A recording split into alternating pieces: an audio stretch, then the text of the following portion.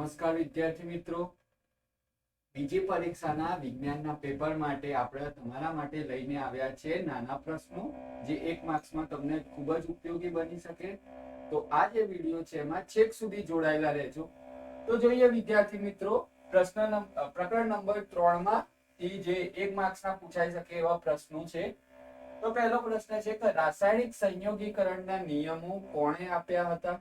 તો રાસાયણિક સંયોગીકરણના નિયમો એન્ટોની એલ લોવાઇઝરે આપ્યા હતા. એન્ટોની એલ લોવાઇઝર એ વૈજ્ઞાનિકે રાસાયણિક સંયોગીકરણના નિયમો આપ્યા હતા. હવે વિદ્યાર્થી મિત્રો, એમણે બે નિયમો આપ્યા હતા. એક હતો દળ સંચયનો નિયમ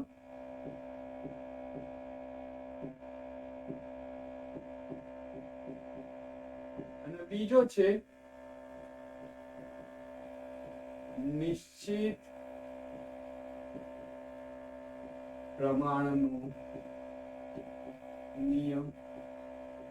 તો વિદ્યાર્થી મિત્રો, આ રીતે પૂછાઈ શકે કે રાસાયણિક સંયોગીકરણના નિયમો કોણે આપ્યા? Antoine L Lavoisier. અને બે, દળ સંચયનો નિયમ અને નિશ્ચિત પ્રમાણનો નિયમ.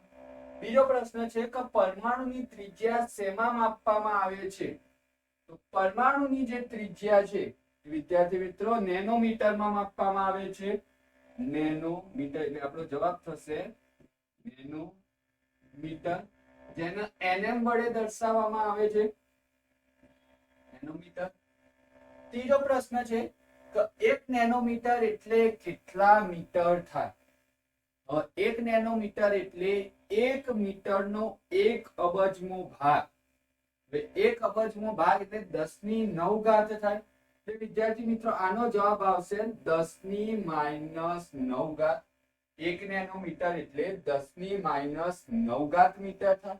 અને વિદ્યાર્થી મિત્રો, કદાચ પરીક્ષામાં એ રીતે બી પૂછાય કે 1 મીટર એટલે કેટલા નેનોમીટર? તો જવાબ આવશે 10⁻⁹.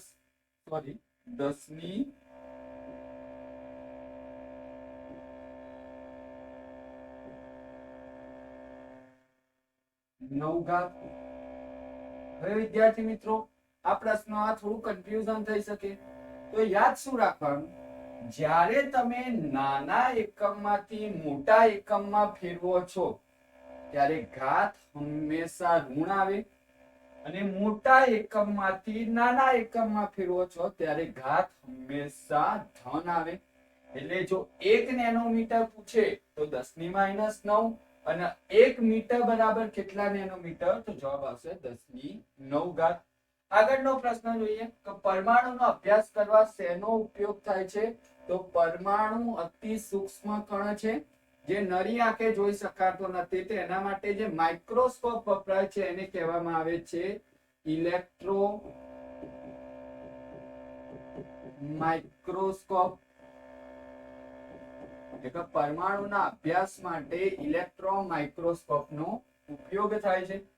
પાંચમો છે કે તત્વની સૌપ્રથમ સંજ્ઞા કોણે આપી હતી? તો તત્વની સૌપ્રથમ સંજ્ઞા આપવાનો શ્રેય જાય છે જ્હોન ડાલ્ટન. જ્હોન ડાલ્ટન નામના વૈજ્ઞાનિકે આપી હતી. હવે બીજો પ્રશ્ન છે આધુનિક સંજ્ઞા પદ્ધતિ કોણે આપી હતી? તો આધુનિક સંજ્ઞા પદ્ધતિ બર્ઝેલિયસે આપી હતી.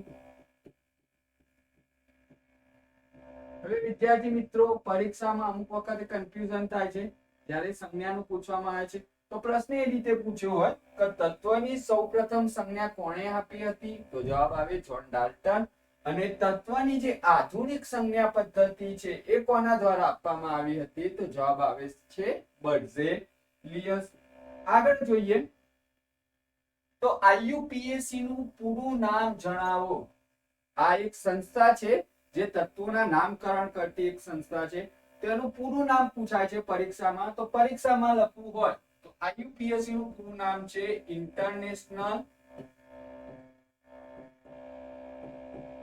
Union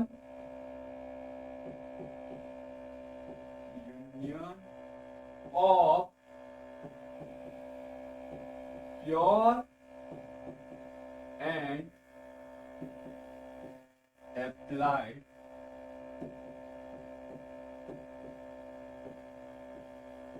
chemistry, International Union of Pure and Applied Chemistry. I નો મતલબ થશે ઇન્ટરનેશનલ, યુ નો મતલબ થશે યુનિયન, પી નો મતલબ થશે પ્યોર, એ નો મતલબ થશે એપ્લાઇડ અને સી નો મતલબ થશે chemistry. International union of pure and applied chemistry. આઠમો છે ધન આયન અને ઋણ આયન કયા નામે ઓળખાય છે? વિદ્યાર્થી મિત્રો, જે ધન આયન હોય એ કેટાયન તરીકે ઓળખાય છે, કેટાયન. અને જે ઋણ આયન છે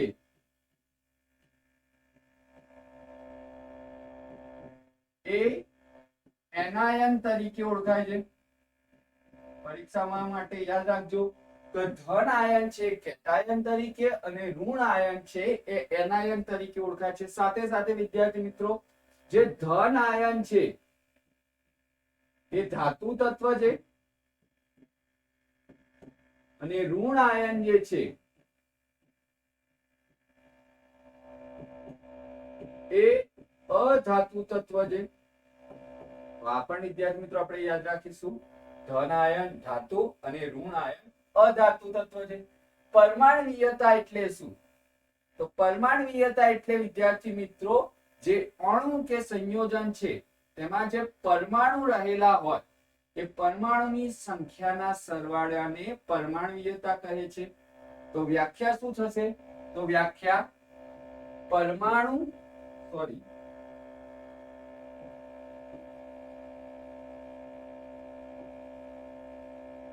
અણુ કે સંયોજનમાં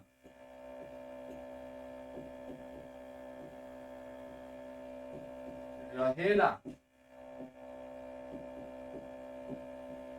પરમાણુની સંખ્યાના સરવાળાને પરમાણ્વીયતા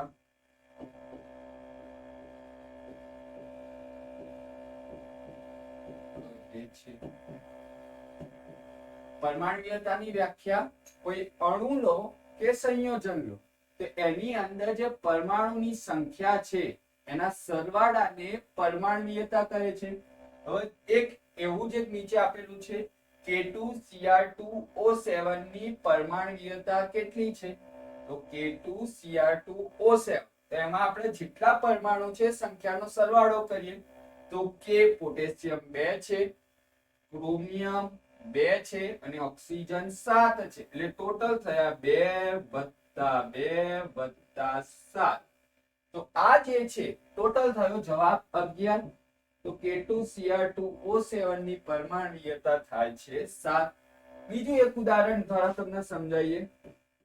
NH3 ની પરમાણ્વીયતા પૂછે તો N 1 છે અને હાઇડ્રોજન 3 છે એટલે ટોટલ થાય 4. તો NH3 ની એટલે કે એમોનિયાની પરમાણ્વીયતા 4 થાય. પાણીની લઈએ H2O તો H2 અને ઓક્સિજન 1 એટલે ટોટલ થાય 3. તો આ રીતે તમને કોઈ પણની પણ પરમાણ્વીયતા શોધી શકો. તો પરમાણ્વીયતા માટેનું સૂત્ર છે અણુ કે સંયોજનમાં રહેલા પરમાણુની સંખ્યાના સરવાળાને પરમાણ્વીયતા કહે છે. પાણીનો દળ ગુણોત્તર કેટલો છે? તો પાણીનો જે દળ ગુણોત્તર છે એ છે 1:8. એટલે કે જ્યારે 1 ગ્રામ હાઇડ્રોજન હોય ત્યારે 8 ગ્રામ ઓક્સિજન હોવું જરૂરી છે. એમનો દળ ગુણોત્તર થાય 1:8 નો. મોલ શબ્દ સૌપ્રથમ કોણે આપ્યો હતો? તો મોલ શબ્દ સૌપ્રથમ વિલ્હેમ ઓસ્વાલ્ડ નામના વૈજ્ઞાનિકે આપ્યો હતો. વિલ્હેમ ઓસ્વાલ્ડ વૈજ્ઞાનિકે આપ્યો હતો અને મોલ શબ્દનો અર્થ થાય છે પ્રમાણ, જથ્થો અથવા તો થપ્પી. એટલે કે જે પ્રમાણ દર્શાવે છે એને મોલ તરીકે ઓળખવામાં આવે છે. તો મોલ શબ્દ સૌપ્રથમ વિલ્હેમ ઓસ્વાલ્ડ નામના વૈજ્ઞાનિકે આપ્યો હતો. પ્રશ્ન છે કે એક મોલ એટલે કેટલા અણુઓની સંખ્યા? અણુઓની સંખ્યા વધારે પૂછાય છે વિદ્યાર્થી મિત્રો. તો આમાં જોઈશું કે એક મોલ એટલે કેટલા અણુઓની સંખ્યા. તો એનો આંકડો છે 6.022 ગુણ્યા 1023 ઘાત. યાદ રાખજો વિદ્યાર્થી મિત્રો, આ પ્રશ્ન ઘણી વખત પૂછાય છે કે એક મોલ એટલે કેટલા અણુઓની સંખ્યા. તો જવાબ આવશે 6.022 ગુણ્યા 1023 ઘાત. 14મો પ્રશ્ન છે કે એવોગેડ્રો આંકનું મૂલ્ય જણાવો. એવોગેડ્રો નામના જે વૈજ્ઞાનિક હતા એમણે એક આંક શોધ્યો હતો, અંક શોધ્યો હતો. તેનું મૂલ્ય કેટલું? તો એવોગેડ્રો આંકને એને વડે દર્શાવવામાં આવે છે. નંબર ઓફ એવોગેડ્રો એટલે એવોગેડ્રો આંક, અને એનું મૂલ્ય છે જે મોલના અણુઓની સંખ્યા છે 6.022 ગુણ્યા 1023 ઘાત. તો વિદ્યાર્થી મિત્રો, જો પરીક્ષામાં એક મોલ એટલે કેટલા અણુઓની સંખ્યા પૂછાય તો પણ 6.022 ગુણ્યા 1023 ઘાત આવશે. અને એવોગેડ્રો આંકનું મૂલ્ય પૂછાય તો પણ જવાબ સેમ આવશે 6.022 ગુણ્યા 1023 ઘાત. હવે જોઈએ સંજ્ઞા ઓળખો. તો આ જે સંજ્ઞાઓ આપણે આપી તમે જોઈ શકો છો. તો એ જે સંજ્ઞા છે એ જ્હોન ડાલ્ટન દ્વારા શોધવામાં આવી હતી. જ્હોન ડાલ્ટન, જે આપણે હમણાં જ વાત કરી, જ્હોન ડાલ્ટન દ્વારા શોધવામાં આવી હતી. એટલે કે સૌપ્રથમ સંજ્ઞા શોધવાનો શ્રેય કોને જાય છે? તો જ્હોન ડાલ્ટનની. તો હવે વિદ્યાર્થી મિત્રો જુઓ, પ્લસ જે સિમ્બોલ છે એ સલ્ફરની સંજ્ઞા સૂચવે છે. સલ્ફર દવાખાનાનું જે પ્લસ સાઇન હોય એના જેવું તમને દેખાય છે. તો એ પ્લસ સાઇન શું દર્શાવે છે? સલ્ફર. બીજું છે ઊંધો વાય અથવા તો મર્સિડીઝ ના સિમ્બોલ જેવું જે દેખાય છે એ છે ફોસ્ફરસ. ફોસ્ફરસ.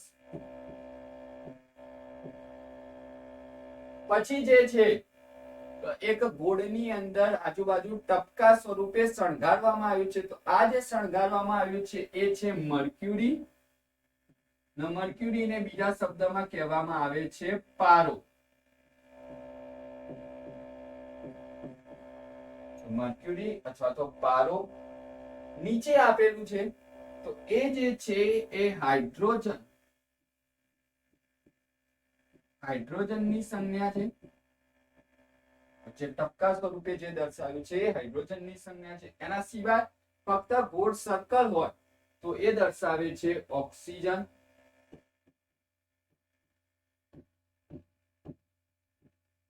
અને સંપૂર્ણ જો કાળું હોય, સર્કલ જો સંપૂર્ણ કાળું હોય તો કાળું બરાબર કાર્બન. કાર્બનનો રંગ કાળો છે. જ્હોન ડાલ્ટન એવું વિચાર્યું હશે કાળું હોય તો કાર્બન. તો આમાંથી તમને કોઈ પણ એક સંજ્ઞા પૂછાઈ શકે છે. પ્રશ્ન છે આગળનો કે થર્મોમીટરમાં કઈ ધાતુ વપરાય છે? તો થર્મોમીટર જે ડોક્ટરો વાપરે છે તાપ માપવા માટે, તો એની અંદર મર્ક્યુરી અથવા તો પારો જેને કહીએ છીએ તે વપરાય છે. પણ અમુક વાર વિદ્યાર્થી મિત્રો પારો કે મર્ક્યુરી ઓપ્શનમાં હોતું નથી, તેની સંજ્ઞા આપેલી હોય છે. તો આપણે સંજ્ઞા પણ યાદ રાખીશું કે મર્ક્યુરી અને પારો એની સંજ્ઞા છે Hg, કેપિટલ H અને સ્મોલ g. આગળ જોઈએ તો આ જેટલા બી પ્રશ્નો હતા એ ચેપ્ટર 3 ના હતા. હવે ચેપ્ટર નંબર 7 જોઈએ, સજીવોમાં વિવિધતા. તો એના પણ અમુક જે નાના નાના પ્રશ્નો છે, શોર્ટ ક્વેશ્ચન, એને જોઈએ. તો ઉદ વિકાસની સમજૂતી કોણે આપી? કયા પુસ્તકમાં? ઘણી વખત પૂછાઈ ગયેલો પ્રશ્ન છે. તો ઉદ વિકાસ, તો પહેલા તો એ સમજીએ કે ઉદ વિકાસ એટલે શું. તો કોઈ પણ સજીવ ધીમે ધીમે જે ક્રમિક વિકાસ કરી રહ્યો છે એને કહેવામાં આવે ઉદ વિકાસ. અને આ ઉદ વિકાસની સૌપ્રથમ સમજૂતી અથવા તો સંકલ્પના કહીશું એ આપી હતી ચાર્લ્સ ડાર્વિન નામના વૈજ્ઞાનિકે. ચાર્લ્સ ડાર્વિન નામના વૈજ્ઞાનિકે ઉદ્વિકાસની સૌપ્રથમ સમજૂતી અથવા તો સંકલ્પના આપી હતી અને એમણે એક પુસ્તક લખ્યું હતું. એ પુસ્તકનું નામ છે ધ ઓરિજિન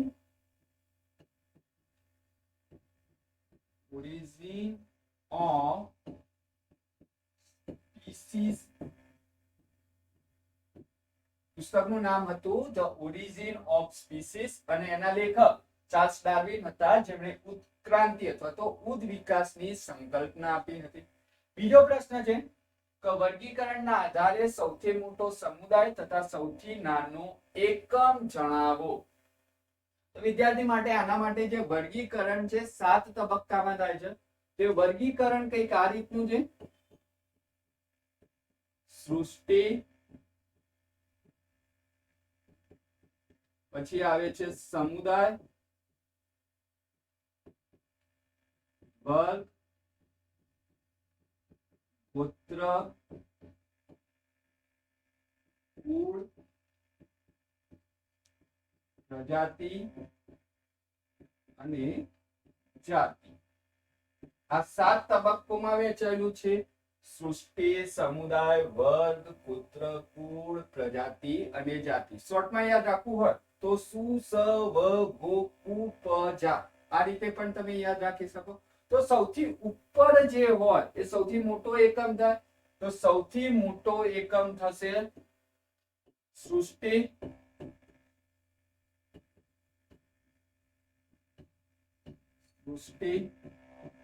અને સૌથી નાનો એકમ એટલે કે સૌથી નીચે હોય, સૌથી નીચે છે જાતિ. તો નાનો એકમ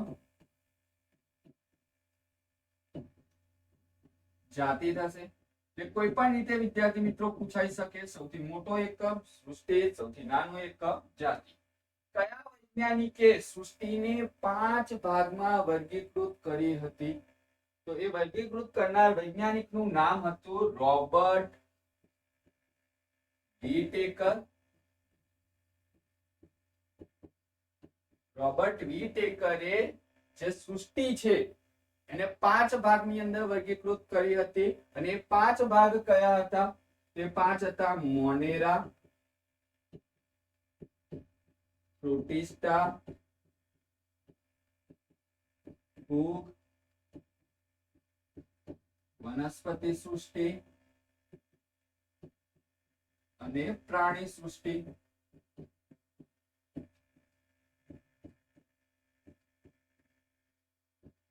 તો રોબર્ટ વિટેકરે સૃષ્ટિને 5 ભાગની અંદર વર્ગીકૃત કરી હતી. મોનેરા, પ્રોટિસ્ટા, ફૂગ, વનસ્પતિ અને પ્રાણી સૃષ્ટિ. આગળ જોઈએ. મોનેરાને 2 ભાગમાં વિભાજિત કરનાર વૈજ્ઞાનિક. તો જે મોનેરા સૃષ્ટિ છે એને 2 ભાગમાં વર્ગીકૃત કરનાર વૈજ્ઞાનિકનું નામ હતું કાર્લ બ્યુસ. કાર્લ બ્યુસ નામના વૈજ્ઞાનિકે મોનેરા સૃષ્ટિને 2 ભાગની અંદર વર્ગીકૃત કરી હતી. આ 2 ભાગ કયા? આર્કીબેક્ટેરિયા, આર્કીબેક્ટેરિયા અને બીજું છે યુબેક્ટેરિયા. તો મોનેરા સૃષ્ટિને 2 ભાગમાં વર્ગીકૃત કરનાર વૈજ્ઞાનિકનું નામ હતું કાર્લ બ્યુસ અને તેના નામ હતા આર્કીબેક્ટેરિયા અને યુબેક્ટેરિયા. આગળ જોઈએ.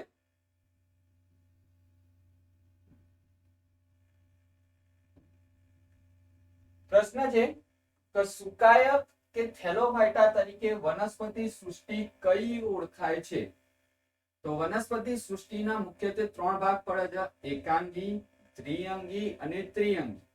તો જેમાં એકાંગી છે એટલે કે એક જ અંગ ધરાવતી હોય એને કહેવામાં આવે છે સુકાયક અને થેલોફાઇટા એનું બીજું નામ છે.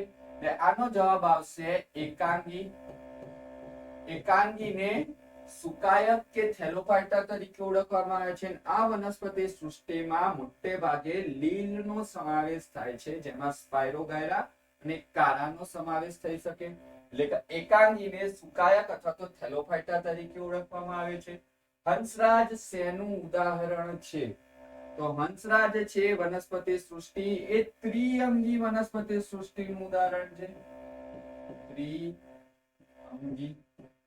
તમારો વિદ્યાર્થી મિત્રો જવાબ થશે વંશરાજ શેનું ઉદાહરણ છે? તો વંશરાજ ત્રિઅંગી વનસ્પતિ સૃષ્ટિનું ઉદાહરણ છે. હવે છે પ્રાણી સૃષ્ટિના અમુક પ્રશ્નો. તો વાદળી કે સ્પોન્જીલા તરીકે ઓળખાતી જે પ્રાણી સૃષ્ટિ છે કયા સમુદાયમાં ઓળખાય છે? વાદળી અથવા તો સ્પોન્જીલા. તો આ જે પ્રકારના જે સમુદાયના પ્રાણીઓ છે એમના સંપૂર્ણ શરીરની અંદર છિદ્ર હોય, છિદ્રો હોવાને કારણે તેને છિદ્રકાય સમુદાય તરીકે ઓળખવામાં આવે છે. તેનું સંપૂર્ણ શરીર નાના નાના છિદ્રોમાં હોય છે. આ જે પ્રાણી સમુદાય છે એનું બીજું નામ પણ છે જેને કહેવાય છે સછિદ્ર અથવા તો છિદ્રકાય. એટલે સંપૂર્ણ શરીર નાના નાના છિદ્રોમાં વિભાજિત હોય છે અને વાદળી અને સ્પોન્જીલા તરીકે ઓળખાય છે. શરીર રચના ચપટા હોય છે એટલે કે એકદમ પાતળા હોય છે. તો આ પ્રકારના જે પ્રાણી સમુદાય છે એને કહેવામાં આવે છે પૃથુકૃમિ અથવા તો ચપટા કૃમિ. જેના સંપૂર્ણ શરીર એકદમ ચપટા પતલા હોય છે જેને પૃથુકૃમિ અથવા તો ચપટા કૃમિ કહેવાય છે. આના ઉદાહરણમાં આવે છે પ્લેનેરિયા અને રેતી કીડો, જળ છે જળ કીડો એ આની અંદર આવે છે. તો પૃથુકૃમિમાં ચપટા કૃમિ અથવા તો પૃથુકૃમિ જેના શરીર રચના ચપટા હોય છે. તેવી જ રીતે શરીર રચના નળાકાર અને ગોળ હોય છે. તો એવા પ્રકારના સજીવોને કહેવામાં આવે છે સૂત્રકૃમિ. જેનું સંપૂર્ણ શરીર ગોળાકાર અને નળાકાર સ્વરૂપે હોય છે. આ પ્રકારના જે કૃમિ હોય છે એને કહેવામાં આવે છે સૂત્રકૃમિ અથવા તો ગોળકૃમિ. અન્ય એક છે કે શરીર શીશથી લઈને પૂંછડી સુધી સંપૂર્ણ ખંડોમાં વિભાજન હોય છે. એટલે કે એવો પ્રાણી સમુદાય કે જેના માથાથી લઈને પૂંછડી સુધી એ સંપૂર્ણ ખંડોમાં વિભાજન હોય છે. તો આ પ્રકારના જે સમુદાય છે એને કહેવામાં આવે છે નુપુરક. નુપુરક સમુદાય જે છે એનું સંપૂર્ણ શરીર ખંડોમાં વિભાજન હોય છે અને આના ઉદાહરણમાં આવશે અળસિયા,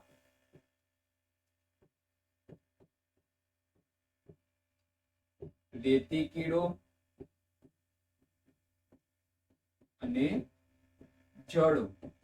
મેં અળસિયાને જોશો તો તમને એનું સંપૂર્ણ શરીર નાના નાના ખંડોમાં વિભાજિત થયેલું જોવા મળશે. તો એ જે સમુદાય છે એને કહેવાય નુપુરક.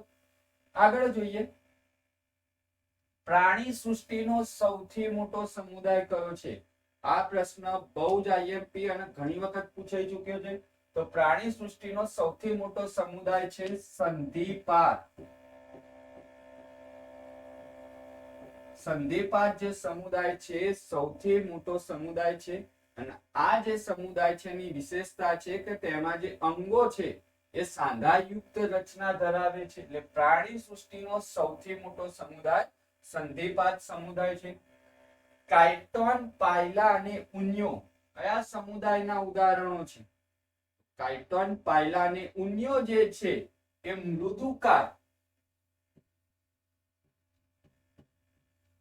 મૃદુકાય સમુદાયના ઉદાહરણો છે.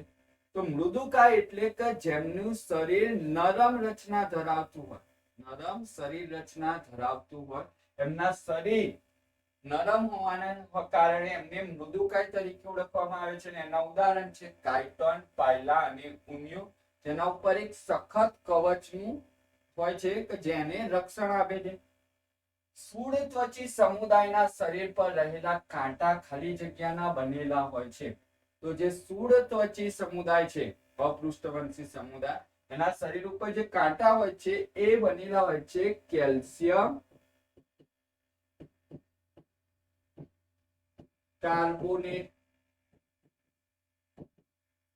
તમે વિદ્યાર્થી મિત્રો આ જે ત્રણ છે ક એક સાથે યાદ રાખી શકો, કાંટા, કેલ્શિયમ અને કાર્બોનેટ. તો સ્થૂળત્વચી સમુદાયના જે પ્રાણીઓ છે એના શરીર ઉપર કાંટા હોય તેના ઉદાહરણોમાં આવશે સાગરગોટા અને સમુદ્ર કાકડી, સ્ટારફિશ પણ આવે છે, એને તારા માછલી આપણે કહીએ છીએ. તો આ તમામે તમામ સજીવો જે છે એમના શરીર ઉપર કાંટાની રચના હોય અને કાંટાની રચનાને કેલ્શિયમ કાર્બોનેટ ના બનેલા હોય છે, જેને સ્થૂળ ત્વચી સમુદાય કહેવાય. હવે જોઈએ હૃદયની ખંડીય રચના અને રુધિર. તો હૃદય કેટલા ખંડોનું બનેલું છે તેના આધારે પ્રશ્ન પૂછવામાં આવ્યો છે.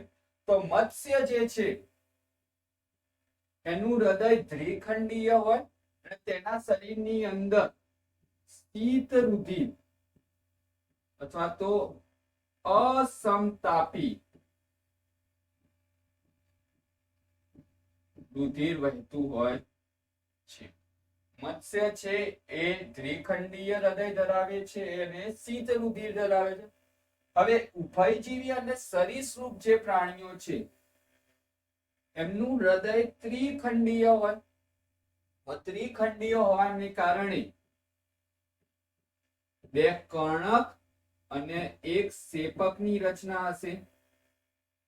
એટલે કે ઉભયજીવી અને સરીસૃપ પ્રકારના જે પ્રાણી સમુદાય છે એની અંદર ત્રિખંડીય હોય અને એમનું રુધિર શીત રુધિર હોય. બાજુમાં જોઈએ તો વિહર્ગ અને સસ્તન વર્ગના જે પ્રાણીઓ છે એમના શરીર ચતુષ્ખંડીય હોય છે. એટલે 4 ખંડોમાં હૃદય વહેંચાયેલું હોય છે, 2 શેપક અને 2 કર્ણક. અને એ જે છે પ્રાણીઓ એ ઉષ્ણ રુધિર ધરાવે છે. તો વિદ્યાર્થી મિત્રો તમે અહીંયા ઈઝીલી યાદ રાખવા માટે કુળવડ યાદ રાખી શકો 2, 3 અને 4. મત્સ્ય માટે 2, ઉભયજીવી અને સરીસૃપ માટે 3, વિહર્ગ અને સસ્તન માટે 4. 2 અને 3 જે ખંડીય હૃદય ધરાવે છે બંને માટે આવશે શીત રુધિર અને ચતુષ્ખંડીય જે ધરાવે છે એના માટે આવશે ઉષ્ણ રુધિર. આગળનો પ્રશ્ન જોઈએ. કાંગારુમાં જે નવજાત બાળકના રક્ષણ માટે પોષણ માટેની જે કોથળી જેવી રચના હોય એને કયા નામે ઓળખવામાં આવે છે? તો કાંગારુ જે પ્રાણી છે સસ્તન વર્ગનું પ્રાણી છે જે ઈંડા નહીં પરંતુ બચ્ચાને જન્મ આપે છે. તો આ જે કાંગારુ છે એના નવજાત બાળકના રક્ષણ માટે એના શરીરના આગળના ભાગમાં એક કોથળી જેવી રચના હોય છે. કોથળી જેવી રચનાને માર્સુપિયમ કોથળી હોય છે જે નવજાત બાળકોને રક્ષણ માટે બનાવેલી હોય છે. તો એ જે કોથળી છે એને કહેવામાં આવે છે માર્સુપિયમ કોથળી. 16મો ક્વેશ્ચન કે મગર સરીસૃપ હોવા છતાં પણ તેનું હૃદય ખાલી જગ્યા છે. તો આપણા હાલ જ વિદ્યાર્થી મિત્રો જોયું કે સરીસૃપ પ્રાણીઓ હોય એમના શરીર ત્રિખંડીય હોય છે, પરંતુ મગર એકમાત્ર એવો જીવ છે કે જે સરીસૃપ હોવા છતાં પણ તેનું હૃદય ચતુષ્ખંડીય એટલે 4 ખંડો વાળું હોય છે.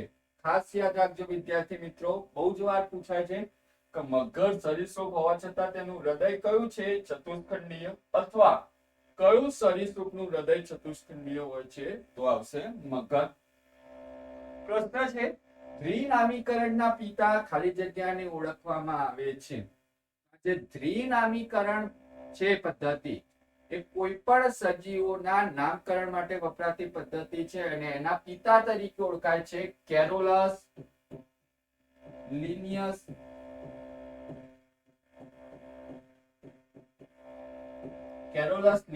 દ્વારા દ્વિનામીકરણ પદ્ધતિ વિકસાવવામાં આવી હતી. તેના કારણે એમને દ્વિનામીકરણના પિતા તરીકે ઓળખવામાં આવે છે. હવે આ જે છે એ પદ્ધતિના આધારે વૈજ્ઞાનિક નામ એટલે કે દરેક સજીવના એક ચોક્કસ વૈજ્ઞાનિક નામ નક્કી કરવામાં આવેલા છે. તો આપણે જોઈએ માણસનું વૈજ્ઞાનિક નામ શું છે? તો માણસનું વૈજ્ઞાનિક નામ છે હોમો સેપિયન્સ. માણસનું વૈજ્ઞાનિક નામ છે હોમો સેપિયન્સ, જેમાં હોમો શબ્દ છે એ પ્રજાતિ દર્શાવે છે અને સેપિયન્સ શબ્દ છે જે જાતિ દર્શાવે છે. તમે જોઈ શકો જાતિ અને પ્રજાતિ બે થયું એટલે એને દ્વિનામીકરણ તરીકે ઓળખવામાં આવે છે અને એના પિતા હતા કેરોલસ, લિનિયસ. આગળ જોઈએ કે વનસ્પતિની કોષ દિવાલ શેની બનેલી હોય, તો વનસ્પતિની જે કોષ દિવાલ છે એ સેલ્યુલોઝ ની બનેલી હોય છે. વનસ્પતિની કોષ દિવાલ સેલ્યુલોઝ ની બનેલી હોય છે. અને બીજો પ્રશ્ન છે ફૂગની કોષ દિવાલ શેની બનેલી હોય છે. જે કન્ફ્યુઝન ન થાય એના માટે વિદ્યાર્થી ખાસ રાખજો કે વનસ્પતિની કોષ દિવાલ પૂછે તો સેલ્યુલોઝ અને ફૂગની કોષ દિવાલ પૂછે તો કાઇટિન નામની જટિલ શર્કરાની, કાઇટિન નામની જટિલ શર્કરાની બનેલી હોય છે. ખાસ યાદ રાખો વનસ્પતિની કોષ દિવાલ તો સેલ્યુલોઝ અને ફૂગની કોષ દિવાલ તો કાઇટિન નામની જટિલ શર્કરાની બનેલી હોય છે. આગળ જોઈએ પ્રકરણ નંબર 10 ગુરુત્વાકર્ષણ બળ. તો એના પણ અમુક જે શોર્ટ ક્વેશ્ચન છે એ આપણે જોઈએ. તો ગુરુત્વાકર્ષણના સાર્વત્રિક અચળાંક g નું મૂલ્ય કેટલું થાય? જે કેપિટલ G છે એનું મૂલ્ય કેટલું થાય? તો કેપિટલ G ને ગુરુત્વાકર્ષણનો સાર્વત્રિક અચળાંક કહેવામાં આવે છે અને એનું મૂલ્ય છે, ખાસ યાદ રાખજો વિદ્યાર્થી મિત્રો, 6.673 ગુણ્યા 10⁻11 ન્યૂટન મીટર સ્ક્વેર ભાગ્યા કેજી સ્ક્વેર. ખાસ યાદ રાખજો વિદ્યાર્થી મિત્રો, ભૂલ ન થાય. કેપિટલ G નું મૂલ્ય છે 6.673 ગુણ્યા 10⁻11 ન્યૂટન મીટર સ્ક્વેર ભાગ્યા કેજી સ્ક્વેર.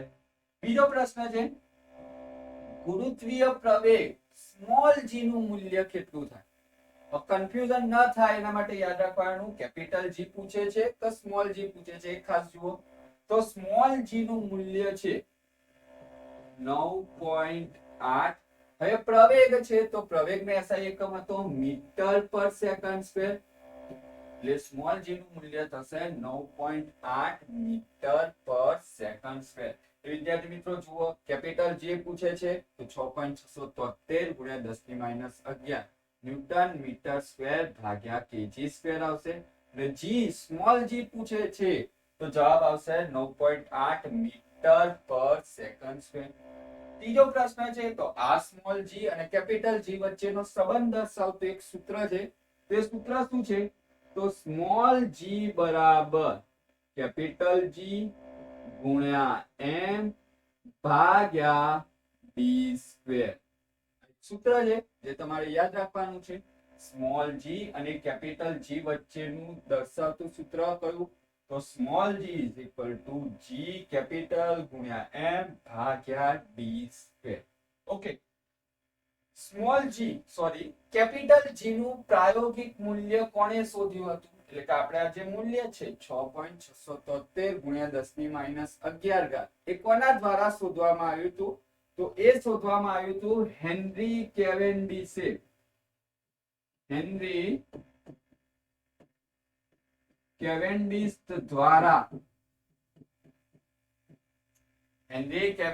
દ્વારા કેપિટલ G નું પ્રાયોગિક મૂલ્ય શોધવામાં આવ્યું હતું.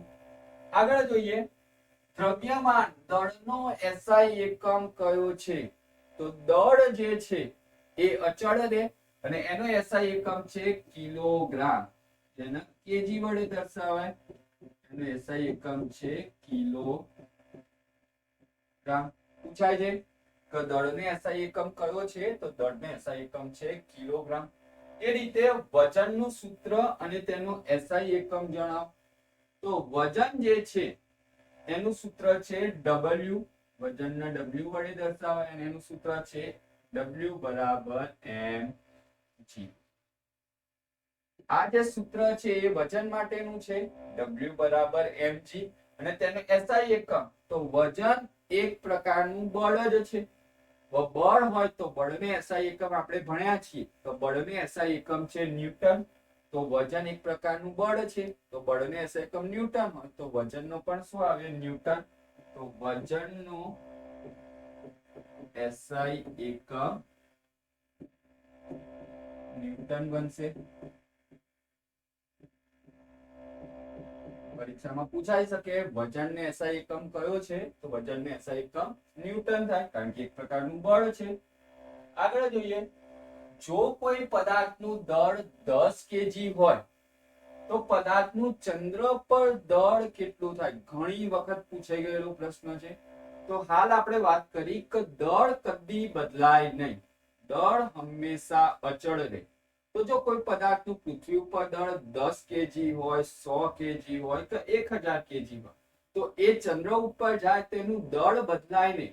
તો જો પદાર્થ 10 kg નો હોય તો 10 kg આવશે, 100 kg નો હોય તો જવાબ 100 આવશે, 1000 kg હોય તો 1000 આવશે. તો અહીંયા પૂછ્યું છે કે કોઈ પદાર્થનું દળ 10 kg છે, તો ચંદ્ર ઉપર તે પદાર્થનું દળ કેટલું થશે? તો જવાબ એનું એ જ રહેશે, 10 kg. ખાસ યાદ રાખજો, જેટલું દળ પૃથ્વી ઉપર હોય એટલું ને એટલું જ દળ કોઈ પણ જગ્યાએ જાઓ એટલું જ રહે. ચંદ્ર સિવાય બી કોઈ બી ગ્રહ ઉપર જશો તો પણ દળ એટલું જ રહેશે, તો જવાબ આવશે 10. પૃથ્વી પર કોઈ પદાર્થનું વજન હોય તેના કરતા ચંદ્ર ઉપર કેટલામાં ભાગનું હશે? તો જે વજન છે એ બદલાઈ શકે. તો વજન છે કે પૃથ્વી ઉપર હોય એના કરતા ચંદ્ર ઉપર એ છઠ્ઠા ભાગનું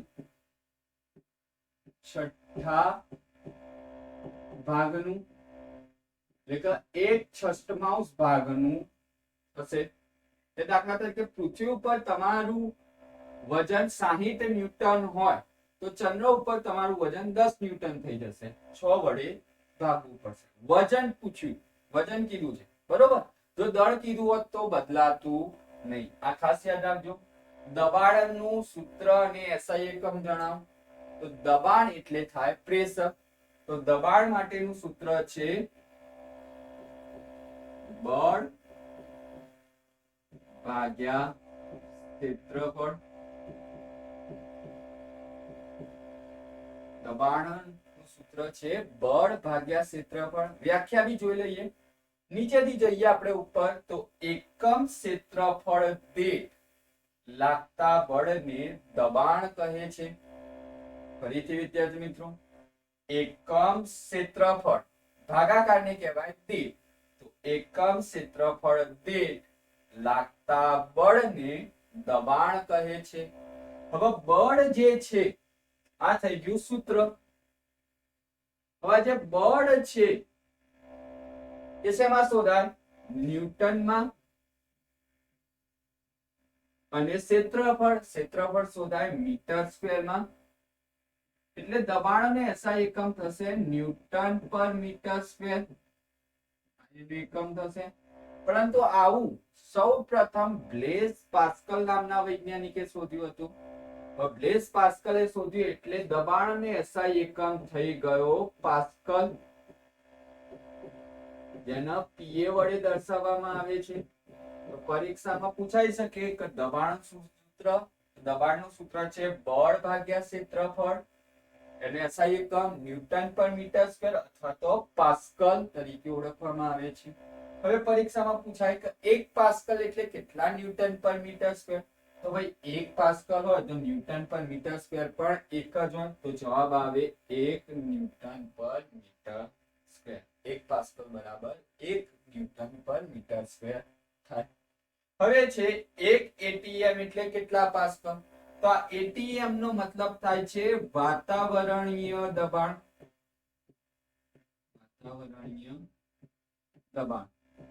વાતાવરણ દ્વારા જે દબાણ લાગુ પડે છે એ ATM માં માપવામાં આવે. તો ATM માંથી આપણે એને પાસ્કલ માં રૂપાંતર કરવું હોય તો શું આવે? તો જવાબ આવશે 1.01 ગુણ્યા 10⁵ પાસ્કલ. ખાસ યાદ રાખજો, 1 ATM એટલે કેટલા પાસ્કલ? તો 1.01 ગુણ્યા 10⁵ પાસ્કલ થાય. આગળ જોઈએ, ઘનતાનું સૂત્ર અને SI એકમ જણાવો. તો ઘનતાનું સૂત્ર પહેલા તો જોઈ લઈએ. ઘનતા બરાબર થાય દળ ભાગ્યા કદ. સૂત્ર છે ઘનતાનું દળ ભાગ્યા કદ. હવે આપણે સૂત્ર ઉપરથી વ્યાખ્યા લખીએ. તો સૂત્ર ઉપરથી વ્યાખ્યા લખીએ તો જોઈએ તો દળ અને કદના ભાગાકારને કહેવામાં આવે ગુણોત્તર. તો દળ અને કદના ગુણોત્તરને ઘનતા કહે છે. દળ અને કદના ગુણોત્તરને ઘનતા કહે છે. તો આ થઈ ગયું ઘનતાનું સૂત્ર. હવે આપણે જોઈએ તેનો એસઆઈ એકમ. તો ભાઈ દળ જે છે તો દળ શેમાં મપાય? હાલ જ જોયું કિલોગ્રામમાં. અને કદ જે છે, કદ એટલે ભરવા માટે કોઈ વસ્તુ લો તો એનું કદ કહેવાય. ગણિતની ભાષામાં કહીએ તો ઘનફળ જેને કહેવાય. તેનો એસઆઈ એકમ છે મીટર ઘન. તો જવાબ થાય કદનો એસઆઈ એકમ મીટર ઘન. એટલે ટોટલ ઘનતાનો એસઆઈ એકમ થયો કિલોગ્રામ પર મીટર ઘન. ખાસ યાદ રાખવાનું વિદ્યાર્થી મિત્રો, ઘનતાનું સૂત્ર દળ ભાગ્યા કદ અને તેનો એસઆઈ એકમ કિલોગ્રામ પર મીટર ઘન થશે. આગળ જોઈએ તો પાણીની ઘનતા કેટલી છે? તો જુઓ પાછળ એકમ લખ્યો છે કેજી પર મીટર. તો પાણીની ઘનતા છે 1000 કેજી પર મીટર ઘન. એટલે કે તમે 1 મીટર લંબાઈ, 1 મીટર પહોળાઈ અને 1 મીટર ઊંચાઈનું જો કોઈ પાત્ર લો તો એની અંદર તમે 1000 કેજી પાણી ભરી શકો. 1000 કેજી પર મીટર ઘન. આગળ જોઈએ તો પદાર્થ પર પાણી દ્વારા ઉપરની તરફ જે બળ લાગે છે તો એ બળને કયું બળ કહેવામાં આવે છે? તો એ બળને કહેવામાં આવે ઉત્પ્લાવકતા.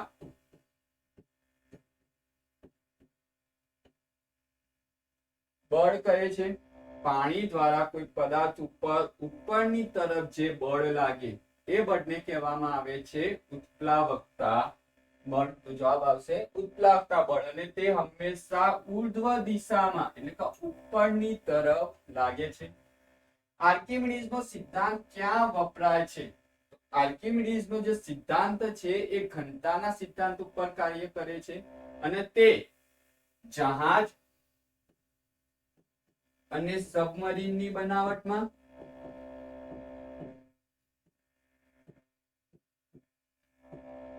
બીજું છે લેક્ટોમીટરમાં અને ત્રીજું છે હાઇડ્રોમીટરમાં. તો વિદ્યાર્થી મિત્રો આ પ્રશ્ન 2 માર્ક્સમાં પણ પૂછાઈ શકે છે. આર્કિમિડીઝનો સિદ્ધાંત ક્યાં વપરાય છે? તો જહાજ અને સબમરીનમાં. બીજું છે લેક્ટોમીટર. તો જે લેક્ટોમીટર છે દૂધની શુદ્ધતા નક્કી કરવા માટે વપરાય છે. દૂધની શુદ્ધતા માપવા માટેનું મીટર છે લેક્ટોમીટર અને હાઇડ્રોમીટર. આ 3 જગ્યાએ આર્કિમિડીઝનો સિદ્ધાંત વપરાય છે જે ઘનતાના સિદ્ધાંત ઉપર કાર્ય કરે છે. આગળ જોઈએ સાપેક્ષ ઘનતાની વ્યાખ્યા અને સૂત્ર. 2 પૂછ્યું છે સાપેક્ષ ઘનતાની વ્યાખ્યા અને સૂત્ર. તો પહેલા તો વિદ્યાર્થી મિત્રો આપણે સૂત્ર જોઈએ. સૂત્રના આધારે સરળ પડશે. તો પદાર્થની સાપેક્ષ ઘનતા શોધવી હોય, પદાર્થની સાપેક્ષ ઘનતા, તો સાપેક્ષ ઘનતાનું સૂત્ર છે, સાપેક્ષનો અર્થ થાય સરખામણી. તો કોઈ બે ઘનતાની સરખામણી કરીએ તો એને કહેવામાં આવે સાપેક્ષ ઘનતા. તો અહીંયા પદાર્થની સાપેક્ષ ઘનતા લેવાની છે તો પહેલો તો પદાર્થ જ આવશે એટલે કે પદાર્થની ઘનતા. ચલો એક ઘનતા તો આવી ગઈ. બીજી ઘનતા શું થાય? તો બીજી ઘનતા કોની લઈશું? તો સર્વસામાન્ય પાણી. પાણી લઈશું તો પાણીની ઘનતા.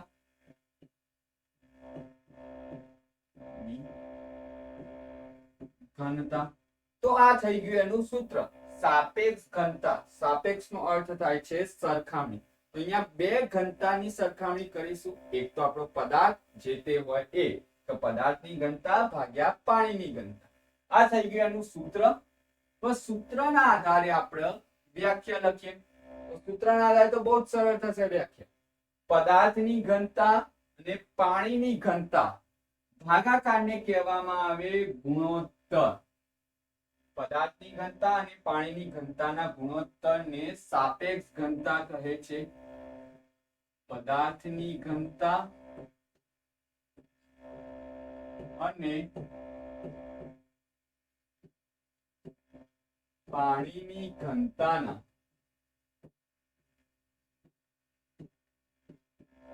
ગુણોત્તરને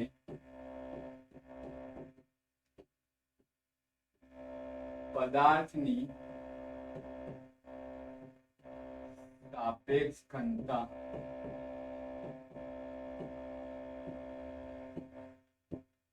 કહે.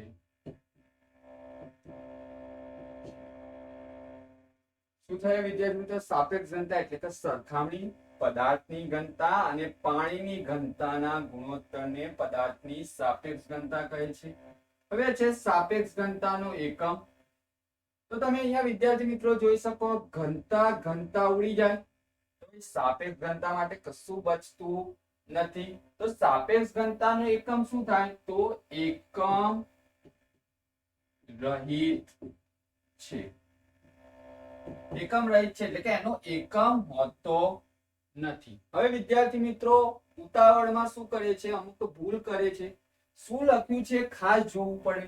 સાપેક્ષ ઘનતા છે તેનો એકમ નથી, પરંતુ ફક્ત એકનું ઘનતા લખે તેનો તો એકમ છે કેજી પર મીટર ઘન. તો વિદ્યાર્થી મિત્રો ખાસ ધ્યાન રાખવું શું પૂછી રહ્યા છે એના ઉપર પણ નોંધ લેવી. સાપેક્ષ ઘનતા પૂછે છે તેનો કોઈ એકમ નથી, પરંતુ એકની ઘનતા પૂછે છે તેનો એકમ છે કેજી પર મીટર ઘન. હવે જુઓ સોનાની ઘનતા પૂછી. અહીંયા જુઓ મેં ઘનતા પૂછી છે તો સોનાની ઘનતા પૂછી છે તો એનો તો ભાઈ એકમ આવશે. તો એનો એકમ લખી દઈએ પહેલા કેજી પર મીટર ઘન. બરોબર. હવે સોનાની ઘનતા છે 19,300 કેજી પર મીટર ઘન. સોનાની ઘનતા છે 19,300 કેજી પર મીટર ઘન. ચાંદીની ઘનતા એ જ રીતે જોઈએ તો ચાંદીની ઘનતા છે 10,800 કેજી પર મીટર ઘન. તો તમે આના આધારે દાખલા પણ ગણી શકો. તમારે ચાંદીની સાપેક્ષ ઘનતા શોધવી હોય તો ચાંદીની સાપેક્ષ ઘનતા બરાબર પદાર્થની જે ઘનતા તેની અંદર ચાંદીની ઘનતા લખવાનું ભાગ્યા પાણીની ઘનતા.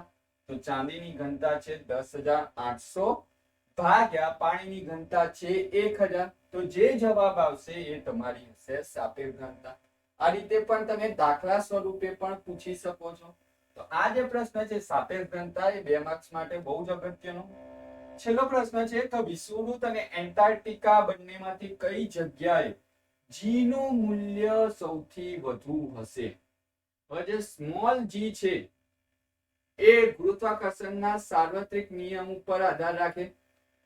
જેમ અંતર ઓછું હોય એમ ગુરુત્વાકર્ષણ બળ વધે અને અંતર વધારે હોય ગુરુત્વાકર્ષણ બળ ઓછું થાય. તો પૃથ્વીની જે ત્રિજ્યા છે, પૃથ્વીનો જે આકાર છે નારંગી જેવો છે, એટલે કે ધ્રુવ પ્રદેશ ઉપરથી ચપટો અને વિષુવવૃત્ત ઉપરથી પહોળો. એટલે વિષુવવૃત્ત ઉપર ત્રિજ્યા વધુ હોય એટલે ત્યાં બળ જે છે ઓછું લાગે. હવે જે ધ્રુવ પ્રદેશ છે ચપટો છે એટલે કે અંતર સહેજ ઓછું છે. તો અંતર ઓછું તો ગુરુત્વાકર્ષણ બળ વધુ લાગે. ધ્રુવ પ્રદેશ એ કયો છે? એન્ટાર્કટિકા. તો કઈ જગ્યાએ જી નું મૂલ્ય વધુ હશે? તો જી નું મૂલ્ય સૌથી વધુ હશે એન્ટાર્કટિકા ધ્રુવ પર. તો આ જે થયા 3 ચેપ્ટરના પ્રશ્નો એ વિદ્યાર્થી મિત્રો તમને સારા એવા શોર્ટ ક્વેશ્ચન તૈયાર થઈ ગયા હશે અને જેનાથી તમને પરીક્ષામાં ખૂબ જ લાભ થશે.